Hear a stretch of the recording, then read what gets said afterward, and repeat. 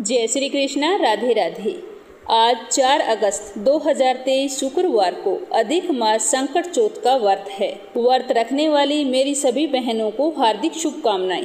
आपका व्रत अच्छे से पूरा हो और आपकी हर मनोकामना पूर्ण हो। गणेश जी भगवान का आशीर्वाद आप सब पर हमेशा बना रहे। आप सभी के मंगल जीवन की कामना करते हुए आज मैं आपको सुना रही हूँ अधिक मास संकट चौथ व्रत कथा। तो इस कथा को श्रद्धा पूर्वक सुनना और चौथ माता के निमित्त एक अच्छा सा कमेंट करना और साथ ही इस वीडियो को ज़्यादा से ज़्यादा शेयर करना ताकि मेरी हर बहन इस कथा को सुन सके। तो आइए शुरू करते हैं संकट चौथ की संपूर्ण व्रत कथा। बोलो गणेश भगवान की जय हो, बोलो चौथ माता की जय हो, बोलो शिव परिवार की जय हो।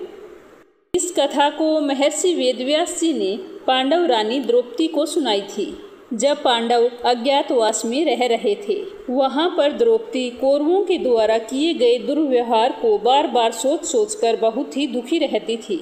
जब दुशासन ने द्रौपदी को निवस्त्र करने की कोशिश की थी और भगवान श्री कृष्ण ने बचाया था और दुर्योधन ने एक बार अपमानित भी किया था, तो द्रौपदी हर समय उसी बात को सोच कर चिंतित रहती थी कि मैंने न जाने कौन सा ऐसा पाप किया है जिसकी वजह से मेरे साथ इस तरह का भद्दा व्यवहार किया जा रहा है। तो द्रौपदी को इस तरह दुखी देखकर सारे पांडव बहुत ही चिंतित हो गए और सोचने लगे कि ऐसा क्या करें कि द्रौपदी इस दुख से बाहर आ जाए और उन सब बातों को भूल जाए। तभी वहां पर एक दिन महर्षि वेदव्यास जी आ पहुँचे। तो पांडव महर्षि वेदव्यास जी को देखकर बहुत ही खुश हुए और श्रद्धापूर्वक प्रणाम किया। तो महर्षि वेदव्यास जी ने कहा कि आप लोग इतने चिंतित क्यों दिखाई दे रहे हैं। तो पांडवों ने हाथ जोड़कर वेदव्यास जी को अपनी सारी व्यथा बताई। तो सुनकर वेदव्यास जी ने कहा कि मैं तुम्हें एक ऐसे व्रत के बारे में बताता हूँ जिससे तुम्हें इन तमाम मुसीबतों से छुटकारा मिल जाएगा। यह कहकर महर्षि वेदव्यास जी ने एक कथा कहनी शुरू की कि एक समय की बात है। चंद्रसेन नाम का एक राजा था। उसकी पत्नी का नाम रत्नावली था। वह बहुत ही दयालु और धार्मिक प्रवृत्ति का था। अपनी प्रजा का बहुत ही अच्छे से ख्याल रखता था। उसके राज्य में प्रजा भी अपने राजा से बहुत ही संतुष्ट थी। इस तरह सब कुछ अच्छा चल रहा था। लेकिन एक दिन राजा पर मुसीबत आन पड़ी। दुश्मन देश ने राज्य पर हमला कर दिया, जिसमें राजा चंद्रसेन हार गए और उन्हें अपने राज्य से निकाल दिया गया। तो राजा चंद्रसेन अपनी पत्नी रत्नावली को लेकर जंगल में रहने लगे।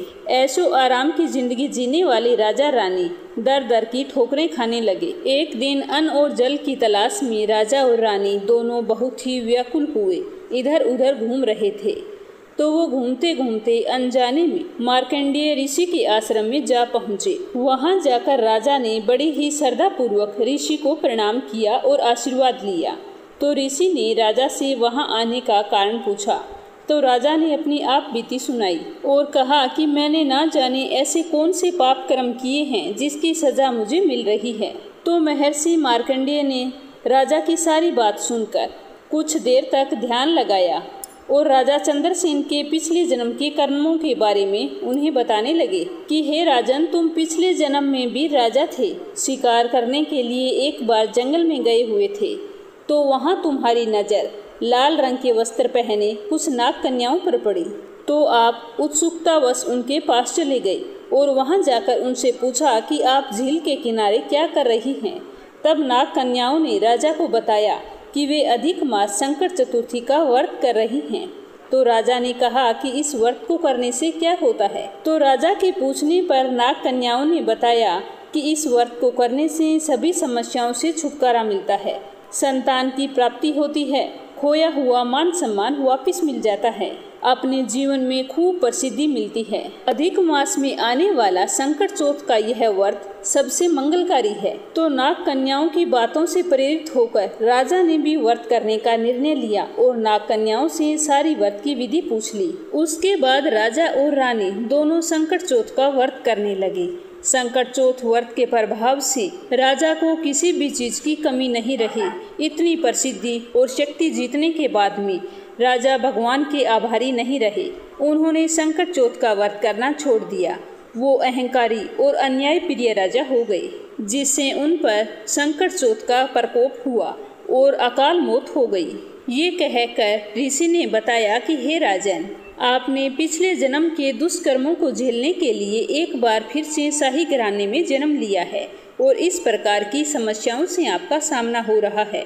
अगर तुम इस संकट से छुटकारा पाना चाहते हो तो आने वाले अधिक मास में संकट चौथ का व्रत करो और भगवान से अपने द्वारा की हुई गलतियों के लिए क्षमा मांगो, तो ही तुम्हें संकट चौथ के आशीर्वाद से अपना खोया हुआ मान सम्मान वापस मिल सकता है। तो महर्षि की बात सुनकर राजा चंद्रसेन को एक बार अपनी गलती का एहसास हो गया और उन्होंने हाथ जोड़ते हुए कसम खाई कि आगे से मैं ऐसी गलती कभी नहीं करूँगा और आने वाली हर संकट चौथ का व्रत मैं पूरे विधि विधान से श्रद्धा पूर्वक करूँगा। इस प्रकार का संकल्प करके महर्षि मार्कंडेय से आशीर्वाद लेकर राजा लौट आए और फिर अधिक मास में आने वाली संकट चतुर्थी का व्रत रत्नावली के साथ पूरे मन से सच्ची श्रद्धा से किया और अपने पूर्व जन्म में की गई गलतियों के लिए माफी भी मांगी।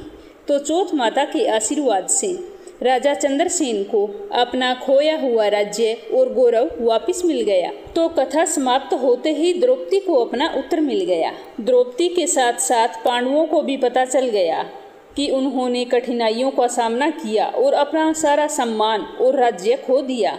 उन सब की वजह हमारे कर्म है। उसके बाद महर्षि वेद व्यास जी से व्रत की सारी विधि पूछकर पांडवों ने और द्रौपदी ने आने वाली अधिक मास संकट चौथ का व्रत पूरे विधि विधान से किया, जिसके प्रभाव से उन्हें कौरवों पर विजय प्राप्त हुई और अपना खोया हुआ मान सम्मान वापस मिल गया। बोलो संकट चौथ की जय हो। बोलो गणेश भगवान की जय हो। 12 मासी चौथ की व्रत कथा। बोलो चौथ माता की जय हो। बोलो गणेश भगवान की जय हो। बोलो शिव परिवार की जय हो। किसी गांव में एक विधवा माता और उसका पुत्र रहता था। वह गायों को चराकर अपना पालन पोषण करता था। उस बालक की माता 12 मासी चौथ का व्रत किया करती थी। वह हर महीने संकट चौथ का व्रत करती और संकट चौथ को चूरमे के 5 लड्डू बनाती। उनमें से एक चौथ माता का, एक गणेश जी का, एक गाय का निकाल कर दान करती और एक बेटे को खिलाती और एक स्वयं खाकर व्रत का पालन करती। जब वैशाख महीने की चौथ थी तो बेटा पड़ोसन के घर गया तो वहां चूरमे के लड्डू देखकर पूछने लगा कि ताई, आप ये लड्डू क्यों बना रही हो? तो ताई बोली कि आज बेटा वैशाखी चौथ है, इसीलिए मैंने चूरमा बनाया है। तो वह बोला कि मेरी माँ तो हर चौथ को बहुत सारे लड्डू बनाती है। तो वह बोली कि तेरी माँ बेटा तेरी कमाई से तर माल खाने के लिए हर चौथ को लड्डू बनाती है। अगर तू परदेश चला जाता है तो तेरी माँ एक भी चौथ का व्रत नहीं रखेगी। तुझे तो ठंडी बासी रोटी खाने को दे देती है और एक ही लड्डू देती है, और खुद तू तो गायों को चराने के लिए चला जाता है, पीछे से अच्छे अच्छे पकवान बनाकर खाती है। तो वह लड़का पड़ोसन की बातों के बहकावे में आ गया और घर आकर अपनी माता से कहने लगा, माँ तू रोज चूरमा बनाती है और खाती है, मुझे तो सिर्फ एक ही लड्डू देती है। मैं तो कहता हूँ कि आप चौथ का व्रत करना छोड़ दें। तो माँ ने कहा, बेटा मैं चौथ का व्रत नहीं छोड़ सकती, यह तेरी ही सुख शांति के लिए करती हूँ, फिर कभी भी मुझे इस व्रत को छोड़ने के लिए मत कहना। तो यह सुनकर बेटा नाराज हो गया और कहने लगा, मैं तो परदेश चला जाऊंगा। तो माँ बोली कि बेटा यदि तू मेरी मानता है तो मत जा, अगर नाराज होकर विदेश जाना चाहता है तो मेरी एक बात मान लेना, ये चौथ माता की आंखें हैं जो अपने साथ ले जा। यदि तेरे पर कोई संकट आए तो चौथ माता को याद करके इन आँखों को डाल देना और विनायक जी का नाम ले लेना, तेरा हर संकट दूर हो जाएगा। तो वह लड़का उन गेहूं की आँखों को लेकर रवाना हो गया। रास्ते में उसे खून से भरी हुई नदी मिली जिसे पार करना असंभव था, लेकिन उस संकट की घड़ी में उसे अपनी माँ की याद आई।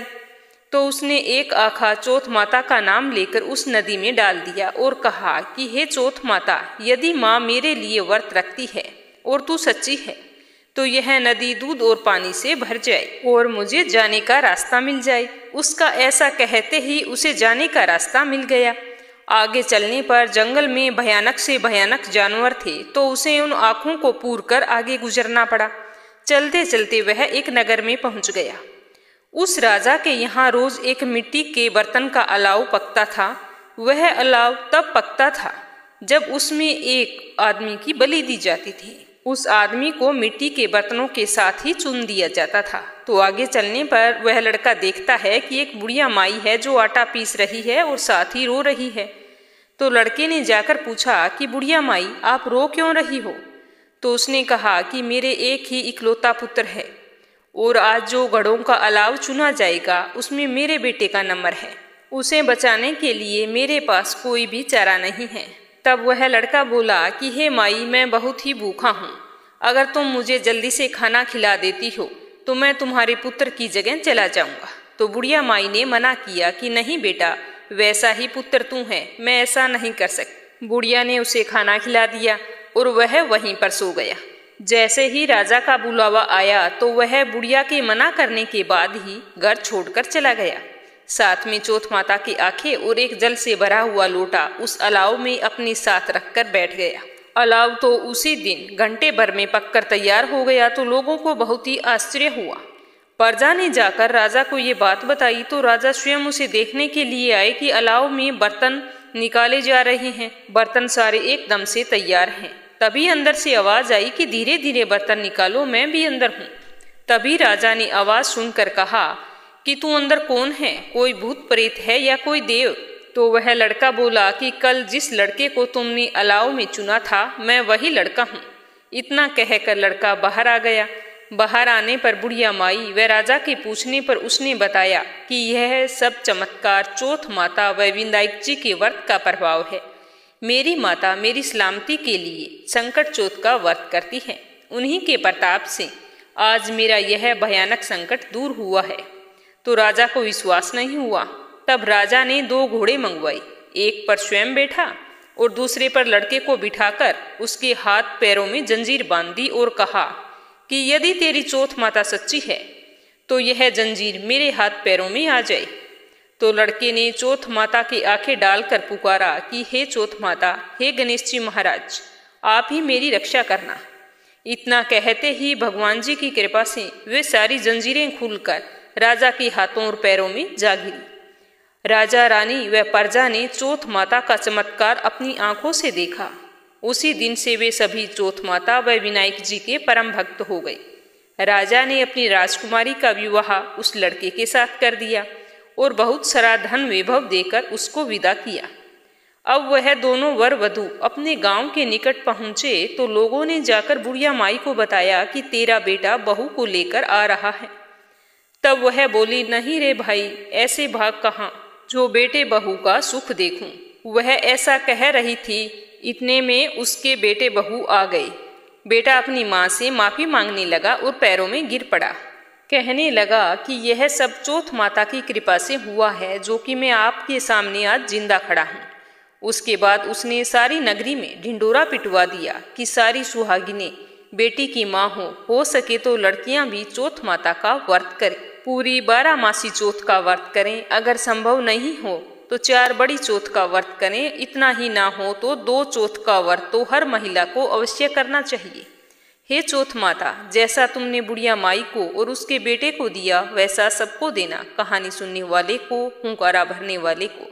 तो चलिए अब सुनेंगे गणेश जी की कहानी जो हर व्रत कथा में अवश्य सुननी चाहिए। पुराने समय में रतिदेव नाम का एक राजा था।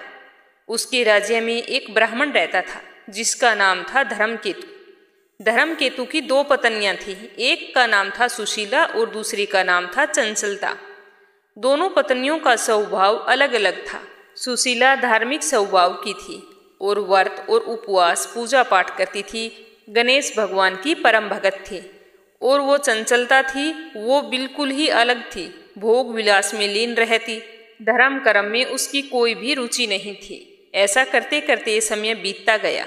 वे दोनों गर्भवती हो गई और समय आने पर दोनों के बच्चे हुए। सुशीला ने एक पुत्री को जन्म दिया और चंचलता ने एक पुत्र को जन्म दिया। तो चंचलता सुशीला से कहने लगी कि सुशीला, तुम इतने व्रत उपवास करती हो, अपना शरीर बिल्कुल सुखा कर कांटे की तरह बना लिया है, फिर भी तुमने तो एक लड़की को जन्म दिया है। मैंने कोई व्रत पूजा पाठ नहीं की, फिर भी कितने सुंदर पुत्र को जन्म दिया है। ऐसा कह कर वह उसे रोजाना ताने मारती, लेकिन सुशीला चुपचाप सुनती रहती। लेकिन चंचलता के तो ये रोज का नियम हो गया। वह हर रोजाना सुशीला को ताने मारती। तो एक दिन सुशीला बहुत ही दुखी हो गई। तो वह गणेश भगवान की पूजा करके बोली कि गणेश भगवान ऐसा क्यों, मुझे क्यों दुखी किया जा रहा है, मैं आपकी इतनी पूजा पाठ करती हूँ। तो गणेश जी ये सब सुनकर बहुत ही प्रसन्न हुए और उनकी कृपा से सुशीला फिर गर्भवती हो गई और उसने बहुत ही सुंदर पुत्र को जन्म दिया। और जो पहले पुत्री थी उसके मुख से बहुमूल्य मोती और मूंगे गिरने लगे। तो इतनी सुखी और संपन्न सुशीला को देखकर चंचलता के मन में कपट आ गया। वह उससे ईर्ष्या करने लगी। उसने एक दिन मौका पाकर सुशीला की बेटी को कुएं में गिरा दिया। लेकिन सुशीला को तो विनायक जी का आशीर्वाद प्राप्त था, उसकी बेटी को कुछ भी नहीं हुआ और वह कुएं से सकुशल बाहर निकल आई। उसे सही सलामत देखकर चंचलता को अपने किए पर पछतावा हुआ और उसने सुशीला से जाकर माफी मांगी और सारी बात बता दी। सुशीला सरल स्वभाव की थी तो उसने बड़ी ही आसानी से चंचलता को माफ कर दिया। फिर दोनों हंसी खुशी रहने लगी और गणेश भगवान की पूजा करने लगी। इस तरह से सुशीला के जीवन में आए हुए हर विघ्न से गणेश भगवान ने उसकी रक्षा की। हे गणेश भगवान, जैसे सुशीला की और उसकी बेटी की रक्षा की वैसी सबकी करना। बोलो गणेश गजानन की जय हो। एक गांव था जिसमें एक सेठ जी अपने परिवार के साथ रहा करते थे। सेठ जी का बहुत ही बड़ा कारोबार था। सेठ जी गणेश जी की पूजा में पूरा ही विश्वास रखते थे। बड़ी श्रद्धा भाव से गणेश जी की पूजा किया करते थे, जिसके कारण सेठ जी के घर में अन्न धन की कोई भी कमी नहीं थी। वो सदैव भरे रहते थे। उनके जीवन में कभी भी किसी प्रकार की कोई कठिनाई नहीं आई। नित्य प्रतिदिन नियम अनुसार वो रोजाना नदी पर स्नान करने जाते और आकर गणेश जी की पूजा करते, फिर उन्हें भोग लगाते, उसके बाद में ही स्वयं भोजन करते। लेकिन यह बात सेठानी को बिल्कुल भी अच्छी नहीं लगती। वो धार्मिक नहीं थी और ना ही ईश्वर में विश्वास रखती थी। एक बार सेठानी ने सोचा कि यह इतना गणेश जी को मानते हैं, गणेश जी की पूजा करने से क्या होता है, मैं तो मानती नहीं हूँ। आज देखती हूँ कि वो गणेश जी की पूजा कैसे करते हैं।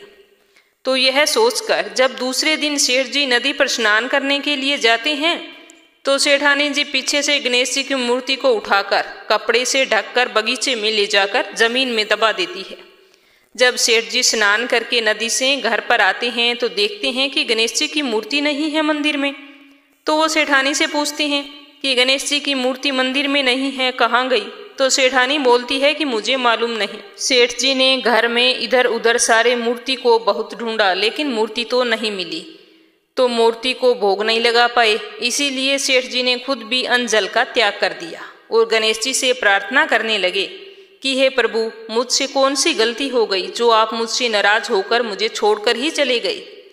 अगर आप अपनी कृपा दृष्टि मुझ पर बरसाते हो तो हे प्रभु मुझे दर्शन दीजिए। तो सेठ ने मन ही मन सोचा कि जब तक मुझे गणेश जी की मूर्ति नहीं मिल जाती, मुझे दर्शन नहीं दे देते, तब तक मैं अन्न जल का त्याग करता हूँ। तो उस दिन पूरा दिन ऐसे ही निकल गया। शाम को सेठ जी भूखे प्यासे सो गए। गणेश जी सेठ जी की भक्ति से प्रसन्न हो गए। जब सेठ जी सो गए तो सेठ जी के सपन में गणेश जी भगवान एक छोटे से चूहे के साथ खेल रहे होते हैं दिखाई देते हैं और चूहे को बाद में खाने के लिए लड्डू देते हैं। चूहा लड्डू लेकर बगीचे में जाता है और एक जगह से जमीन खोदता है और लड्डू वहीं पर डाल देता है और अचानक से सेठ जी की नींद खुल जाती है। तो सेठ जी भागकर बगीचे में जाते हैं और उसी जगह को खोदते हैं जहां उन्होंने सपने में लड्डू को दबाते हुए देखा था। तो थोड़ी देर जमीन खोदने पर कपड़े में लपेटे हुए गणेश जी की मूर्ति उन्हें मिल जाती है। सेठ जी गणेश जी की मूर्ति को पाकर बहुत ही खुश होते हैं और वापस लाकर मंदिर में स्थापित कर देते हैं। तो यह देखकर सेठानी को बहुत ही आश्चर्य होता है कि सेठ जी को यह मूर्ति मिली कहाँ से। तो वो भागकर सेठ जी के पास आती है और पूछती है कि ये मूर्ति आपको कहाँ से मिली। तो सेठ जी ने सारा वृत्तांत उन्हें सच सच बता दिया। तो यह बात जानकर सेठानी जी को खूब आश्चर्य हुआ। सेठानी जी के मन में श्रद्धा और विश्वास जाग गया और मन ही मन गणेश भगवान का स्मरण करते हुए उनकी सच्ची भक्त बन गई और सेठ जी को सारी सच्चाई बता दी और कहा कि मुझसे बहुत ही बड़ा अपराध हो गया था। अब से हम दोनों पति पत्नी प्रेम सहित गणेश जी भगवान की पूजा आराधना किया करेंगे। उनकी पूजा में कभी भी कोई कमी नहीं आने देंगे। यह सुनकर सेठ जी बहुत ही प्रसन्न हो गए और दोनों पति पत्नी गणेश जी को प्रणाम करते हुए बोले, बोलो गणेश गजानन की जय हो। हे गणेश भगवान, जैसी कृपा आपने सेठ और सेठानी पर की वैसी हम पर भी करना। कहानी कहने वाले पर, कहानी सुनने वाले पर सभी की सारी मनोकामनाएं पूर्ण करना। हे गणेश भगवान, कहानी कहने में अगर कोई भूल चूक हुई हो तो क्षमा करना और अपने भक्तों पर कृपा दृष्टि बनाए रखना। तो ये थी अधिक मास संकट चतुर्थी व्रत कथा। सुनकर आपको कैसी लगी कमेंट बॉक्स में ज़रूर बताना। और साथ ही अगर आपने मीरा भक्ति चैनल को सब्सक्राइब नहीं किया है तो ज़रूर करना। आप सभी का बहुत बहुत धन्यवाद। गणेश जी भगवान आपकी सारी मनोकामनाएं पूरी करें। जय श्री कृष्णा। राधे राधे।